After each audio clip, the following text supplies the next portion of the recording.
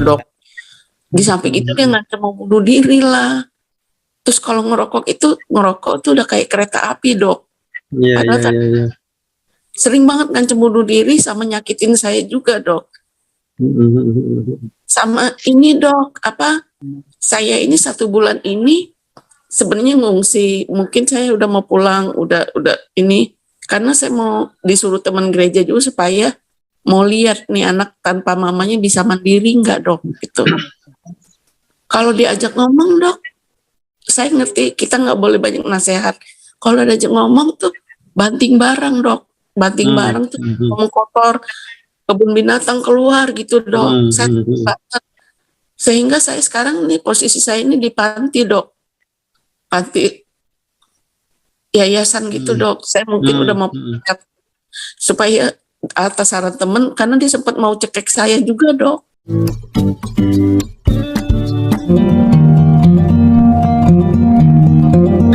Atau Bu Yeti? Bu Yeti, silakan Bu Yeti.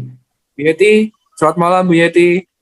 Iya, malam dok. Pak W, Dokter Sostenas. Malam. Dok, iya saya mau tanya, dok. Saya punya anak, dok. Kalau itu sering banget ngancem-ngancem bunuh diri.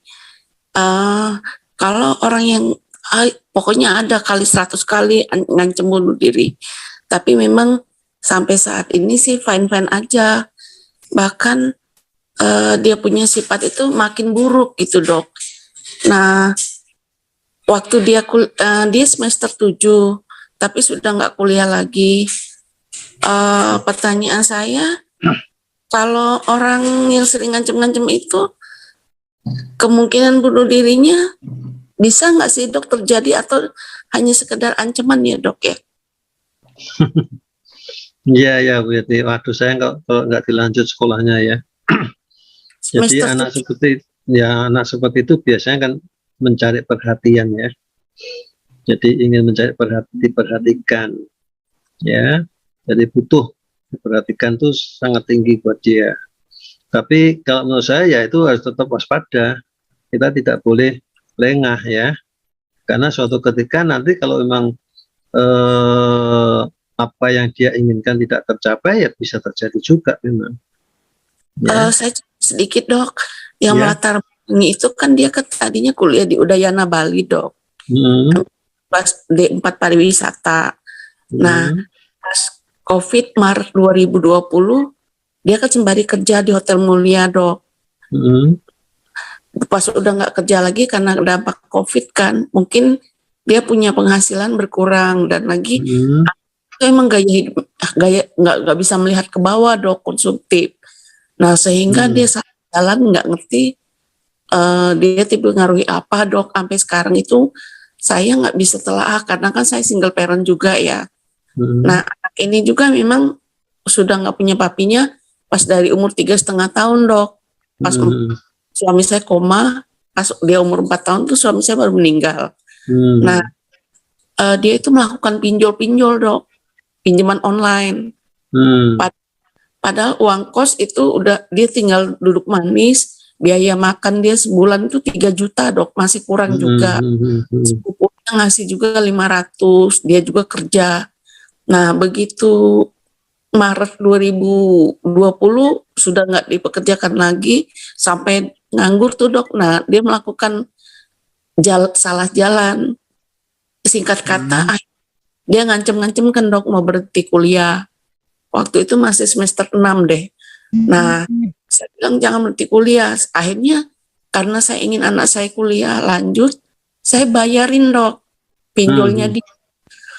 Ternyata melakukan pinjol lagi, dok.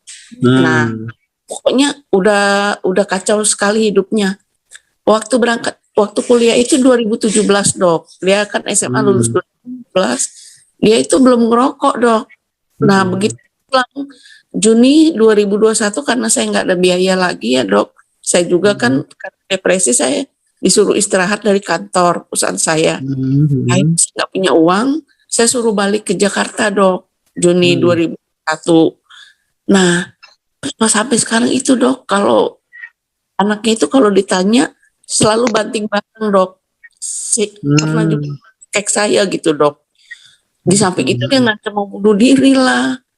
Terus kalau ngerokok itu udah kayak kereta api, Dok. Iya, Padahal iya. sering banget ngancam bunuh diri sama nyakitin saya juga, Dok. Sama ini, Dok, saya ini 1 bulan ini sebenarnya ngungsi. Mungkin saya udah mau pulang, udah ini karena saya mau disuruh teman gereja juga supaya mau lihat nih anak tanpa mamanya bisa mandiri nggak, Dok, gitu. Kalau diajak ngomong, Dok, saya ngerti kita nggak boleh banyak nasihat. Kalau diajak ngomong tuh banting barang, Dok, banting barang tuh ngomong kotor, kebun binatang keluar gitu, Dok. Sehingga saya sekarang nih posisi saya ini di panti, Dok, panti yayasan gitu, Dok. Saya mungkin udah mau supaya atas saran temen, karena dia sempat mau cekek saya juga, Dok. Loh. Nah, itu dia suka sama saya cerita sama dokter juga, dia itu orangnya jealous juga, Dok.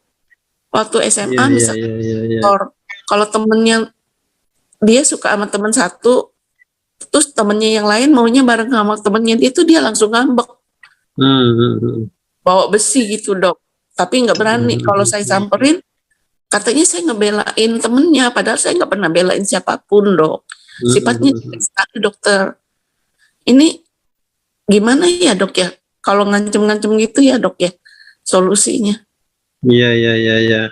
Umur 23, Dok. Baru bulan kemarin 23. Iya, sebetulnya sayang ya, karena kuliah di pariwisata itu masa depannya cukup bagus ya. Jadi apalagi dia sudah pernah kerja di hotel mulia dan sebagainya. Dia nilainya 3,9, Dok. Makanya itu kan sayang sekali ya. Jadi tolong dinasihati lagi bahwa ini masa depannya masih bisa dipulihkan. Ya, masa depan pariwisata di Indonesia itu sebetulnya sangat-sangat menjanjikan. Ya, tergantung orang per orangnya memang. Tapi kalau salah pergaulan, nah ini memang repot. Ya, di dalam kehidupan di hotel-hotel tadi memang kesannya kan mewah terus. Ya, jadi ada istilah konsumtifnya. Nah, kehidupan konsumtif ini kalau tidak dihati-hati ya pasti akan salah jalan nantinya. Ya, ini yang nggak boleh, harus hati-hati. Terakhir itu dia minta beli iPhone yang 15 juta, Dok. Nah, makanya. Sampai saya mau cek sama dia, makanya RT saya datang sih. Makanya itu harus diberikan istilah kita tuh kognitif terapi ya. Jadi terapi untuk pemahaman dalam kehidupan sekarang ini seperti apa. Kita boleh melihat orang lain senang, bahagia dan sebagainya kan gitu. Jadi kita harus belajar dari mereka untuk bagaimana sih cara kita bisa senang, bisa bahagia, bisa beli ini, bisa beli itu. Tapi tidak instan seperti itu kan gitu ya. Kita harus kerja keras, harus kerja yang baik, ya, dan lain sebagainya, tidak dengan emosional. Ini sudah muncul gangguan emosional nih, ya. Jadi memang ya kalau Bu Yati dekat dengan lingkungan gereja, tentunya anak bisa diajak ke sana, ya, untuk konseling. Justru dia udah nggak mau ke gereja lagi, Dok. Nah, ini yang agak riskan nanti, ya, bisa salah jalan kan, bisa dipengaruhi teman-temannya yang di luar sana dan lain sebagainya. Ini lebih berbahaya lagi, ya. Jadi kita tetap harus memberikan motivasi. Kira-kira siapa orang yang bisa dipercaya untuk menjadi apa ya, figur sebagai ayahnya lah ya, karena ayahnya kan sudah tidak ada lama. Jadi figur ayah dia butuhkan sekali, ya, dia butuh perhatian dari situ, ya. Apakah saudara, paman mungkin, ya, atau mungkin masih ada kakek mungkin, ya, atau saudara, silakan, ya, siapapun. Saya mau nanya juga, Dok, saya itu nggak punya solusi, karena saya nggak punya solusi, Dok, karena kan nah saya mau nanya, Dok, kalau keluarga dari suami saya itu memang broken home semua, nah bisa nggak sih, Dok, ada gen ke sana ya, Dok, ya? Nah, ya itu bukan gen ya, itu lingkungannya akhirnya. Ya, gitu ya. memang gen ya memang ada sedikit mungkin bisa aja pengaruh tentang emosinya. Ya, tapi kalau itu ya lingkungannya seperti itu ya lebih berat lagi memang. Ya, artinya harus kita angkat dia untuk dicarikan lingkungan yang lebih baik, kan gitu. Ya, ini harus Boleh kita nggak dok, perjuangkan. kalau Nah, pendekatan hukum yang ditempuh dok? wah, Pendekatan kalau hukum. hukum nanti ya akhirnya ke penjara kan. Kalau Nggak, hanya dari sudut pandang maksudnya hukum gini. aja bisa ke penjara nanti. Oh, maksudnya gini dok, kalau misalkan sampai mengintimidasi saya, kan saya kan sudah tidak bekerja dok dari Juli 2021. Ini anak dikasih pekerjaan sama kakak angkat saya di BINUS. Itu bagus loh dok, apa BINUS itu dia bisa masuk di kampus BINUS sebagai staff, dia keluar. Nah sekarang katanya dia kerja lagi, tapi saya nggak tahu karena kan saya udah nggak ketemu berapa minggu. Karena menghindar mau baca situasi atas saran teman gereja juga. Nah, maksudnya akhirnya dok mikir-mikir tuh saya kadang karena saya mentok ya dok, saya tuh mikirnya tuh pendekatan hukum dok. Kalau misalkan dia memaksa lagi, kalau orang tuanya nggak berpenghasilan, minta beli barang macam-macam atau apa yang berat buat saya, mengancam jiwa saya lapor ke kepolisian palingnya dok ya. Ya memang itu boleh-boleh saja. Tapi jangan lupa ya kalau kita sudah berkaitan dengan hukum, pasti nanti masuknya kan penjara ya. Karena dianggap salah kan. Ya. Nah, ini risiko yang sebetulnya tidak kita inginkan. Ya, kita inginnya kan membantu supaya anak ini menjadi pulih kembali kan. Jadi dengan cara yaitu tadi dengan memberikan bimbingan dan sebagainya. Sebenarnya kalau sudah masuk di BINUS bagus loh. Ya, apapun di sana kan pasti nanti ke depan pasti bisa lebih baik. Karena sudah lingkup pendidikan kan. Jadi di lingkup pendidikan itu dia akan tergerak nanti mungkin untuk kuliah lagi dan sebagainya. Ya itu yang didorong ke sana saja kalau menurut saya. Maaf dok, masalahnya dia itu kalau diajak ngomong sedikit, dia banting barang, terus dia keluar kata-kata kebun binatang sama kotor terhadap maminya. Di samping itu dok, dia juga mukulin badannya dia dok, sama. Iya, karena sudah mulai depresi kan. Kalau mami jadi pergi, sudah ada jalan keluar buat dia. Nah ini yang perlu dibantu harusnya ya. Tinggal dia mau nggak dibantu kan gitu. Iya dok, Kita berusaha untuk membantu.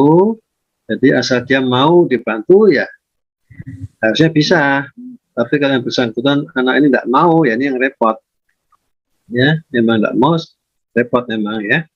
Jadi kita harus betul-betul mencari orang yang betul-betul sebagai figur yang dituakan, ya supaya dia akan nurut, ya minimal dia mau berubah, ya mau bekerja kembali atau mungkin ya ada penghasilan yang bisa didapat untuk kehidupannya sehari-hari kan gitu. Ini sekarang kan dia mungkin kesulitan keuangan juga, ya. Iya dok.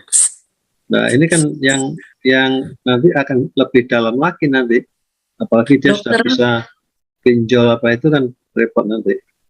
Iya dok, saya sebenarnya udah putus asa banget. Sebenarnya pendekatan itu sudah ada, seperti dokter yang di Zoom ini, dokter Vina Herman itu, dokter Vina itu udah baik sekali, suka hubungin kami, pendekatan ke Kevin juga, tapi tetap nggak mempan dok. Aduh Tuhan Yesusku. Iya, satu-satu saya mikir, apakah ya paling pendekatan hukum ya. Soalnya saya nggak kuat juga dok. Saya rusak juga jadinya dok, kesehatan saya gitu dok. Iya ya gitu Bu Yeni, memang tidak apa-apa kalau memang satu jalan secara hukum ya silahkan, tapi konsekuensi itu kan harus kita tahu juga. Iya resikonya dok. Jadi nanti kalau memang ada konsekuensi betul-betul ditahan oleh polisi dan sebagainya, nah itu tega nggak kan gitu ya, atau memang itu untuk peringatan buat dia ya. Itulah kita ya minta ke polisi supaya ya istilahnya ditahan untuk sementara saja supaya dia kapok dan sebagainya, itu nggak apa-apa. Ya itu pelajaran kan. Iya dok. Tapi yang Itu- penting kalau menurut saya harus mencarikan figur tadi loh. Figur sebagai ayah itu harus dicarikan itu. Kalau itu ketemu biasa enak. Ya dia kan butuh. Ya butuh seorang ayah yang bisa mengayomi kan gitu. Iya dok. Iya. Itu yang paling mudah itu jalan keluarnya yang paling gampang loh ya istilahnya. Karena kalau ketemu ayah angkatnya ya dia akan nurut kan. Nah ini apakah pamannya mungkin atau siapa saja lah ya yang bisa membantu untuk mengayomi lebih lanjut ya, sehingga pendekatan lebih mudah nanti masuknya. Oke dok. Betul, kalau bisa memberi pekerjaan ya, jadi dia bisa dikuliahkan lagi dan sebagainya ya, itu. Oke dokter Hendro. Ya Bisa ya. saya- Makasih dokter Hendro. Ya sama-sama ini ya, dalam memberkati dan Iya. banyak berdoa lah ya, jangan lupa didoakan. Iya. Biasanya doa seorang ibu tuh paling manjur ya. Iya. Iya. Makasih Pak HW. Yo, Dokter terima kasih Stenar. juga. Iya, Bu Yeti. Wah.